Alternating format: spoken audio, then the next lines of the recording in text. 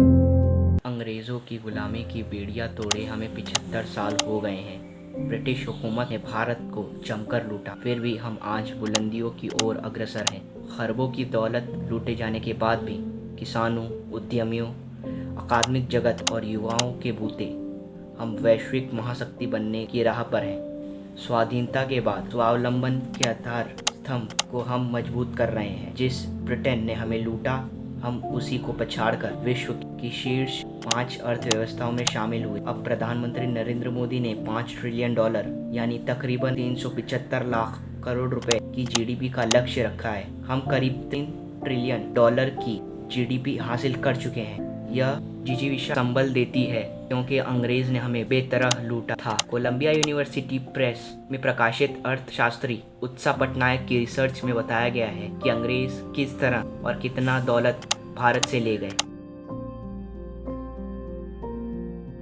Research के अनुसार सन 1765 से लेकर 1938 तक अंग्रेजों ने बहुत ही योजनाबद्ध तरीके से भारत में राजस्व की लूट को अंजाम दिया। शोधकर्ता उत्सा पटनायक के अनुसार इस कालखंड में अंग्रेजों ने भारत के करीब $45 ट्रिलियन यानी तकरीबन 3,375 लाख करोड़ रुपए ब्रिटेन ले गए। ब्रिटिश पाउंड में यह राशि 9 ट्रिलियन से अधिक होती है। ये राशि ब्रिटेन की आज की जीडीपी से 17 गुना अधिक है। ब्रिटेन की आज की जीडीपी लगभग $2.5 ट्रिलियन की है।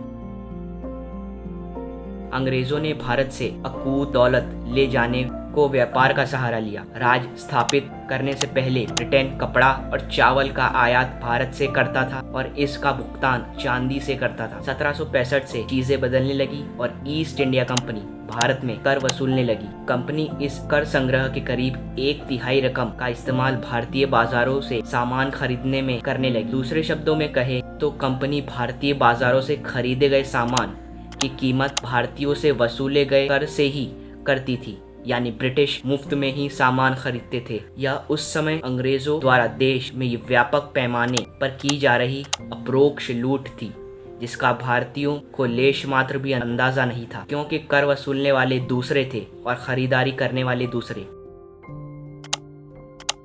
भारत से खरीदे गए सामान में कुछ का उपभोग ब्रिटेन में किया जाता था और बाकी सामान अंग्रेज दुनिया के अन्य देशों में बेच देते थे। इस री एक्सपोर्ट के बदले ब्रिटेन यूरोप के देशों से सामान आयात करता था। इनमें लोहा, टार और लकड़ी जैसे रणनीतिक रूप अहम सामान भी होते थे। दरअसल भारत से की गई इस योजनाबद्ध लूट से ही ब्रिटेन का औद्योगिकरण हो सका। यही नहीं, अंग्रेज भारत से ले जाए गए सामान को ऊंचे दामों पर बेचकर अतिरिक्त मुनाफा कमाते थे।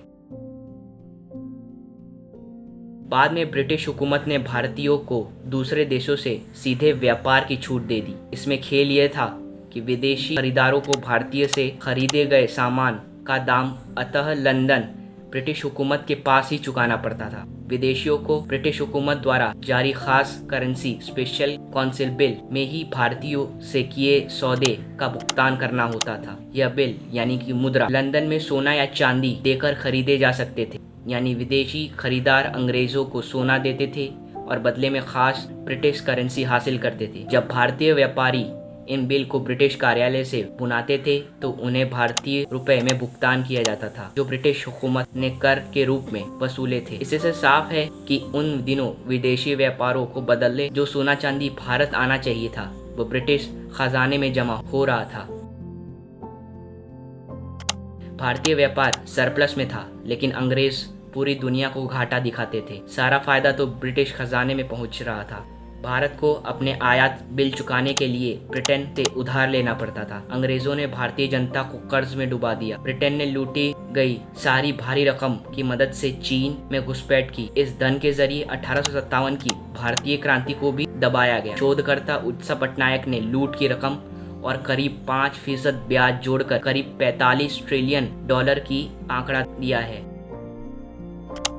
रिसर्च के अनुसार अगर भारत इस रकम को तब देश के विकास में निवेश कर पाता तो दृश्य ही दूसरा होता। सदियों की गरीबी और परेशानियां भारत इस रकम की मदद से दूर कर सकता था। जापान ने अपनी कमाई को देश के विकास में निवेश किया था और सभी जानते हैं कि वह कहां पहुंच गया है।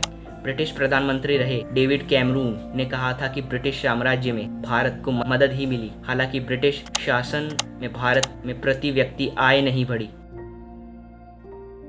19वीं सदी के उत्तरार्ध में भारतीय की कमाई आधी हो रही थी। 1870 से 1920 के दौरान भारत औसत जीवन प्रत्याशिता 20% से कम हो गई।